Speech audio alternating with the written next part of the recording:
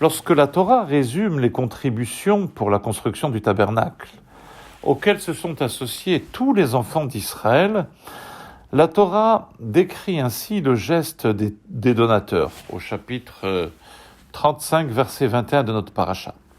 Vayavou kol ish asher nesao libo, vechol asher nadva rucho oto, heviu terumat Hashem limlechet ohel moed. Vinrent alors ceux que leur cœur poussait et ceux à l'esprit généreux et apportèrent le prélèvement de Dieu pour l'œuvre du tabernacle.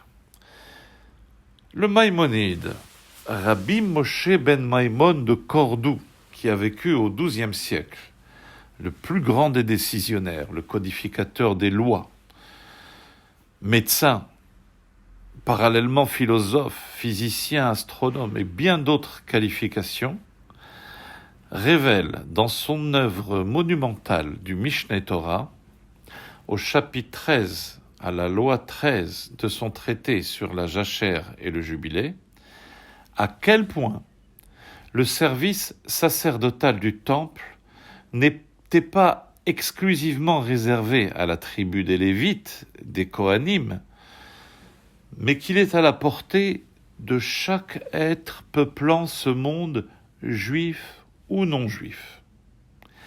Pour affirmer son propos, il confirme bien que la tribu des Lévites fut effectivement désignée par Dieu pour assurer le service dans le tabernacle, mais il révèle, à partir de la redondance apparente de notre verset, car la Torah ne paraphrase jamais sans une raison précise, ceux que leur cœur poussait et ceux à l'esprit généreux. Redondance du texte. Il dit que la Torah souhaite inclure non seulement la tribu des Lévis, mais chaque personne, chaque être humain parmi les nations du monde, dont l'Esprit, dans ces termes, l'a appelé et a compris de se tenir devant Dieu et de le servir dans la droiture, alors cette personne sera sanctifiée. Dieu sera son destin et son héritage à tout jamais. Afin de découvrir la portée extraordinaire de cette affirmation, il convient de mentionner le texte du Maïmonide dont les mots sont d'une telle précision qu'il arrive parfois de laisser échapper le détail d'une idée et de contrevenir ainsi au principe qu'il souhaite établir. Que dit le Maïmonide ? Velo shevet Levi bilvad, ela kol ish va'ish mikol ba'e olam, asher nadva rucho oto vehevino madao. Et ce n'est pas la tribu de Lévi exclusivement, mais kol ish va'ish.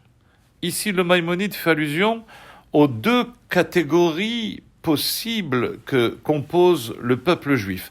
Ceux qui s'adonnent essentiellement à l'étude de la Torah, kol ish, et va'ish, et ceux qui vaquent à leurs occupations matérielles, professionnelles, au quotidien.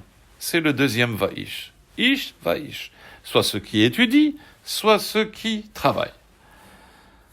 Les deux sont concernés par le rapprochement au divin et au désir de vouloir devenir sacré. Mais elles ne sont pas les seules, elles ne sont pas exclusives. Il y a aussi Kol Ba'e Olam, tout être au monde. L'expression Kol Ba'e Olam a pour origine la Mishnah du traité Rosh Hashanah, qui évoque les lois du Nouvel An, et le fait que chaque être vivant passe individuellement devant le Tout-Puissant, qui reçoit en ce jour la décision définitive et la sentence de son jugement. Et ceci concerne toutes les nations du monde et non exclusivement les Juifs.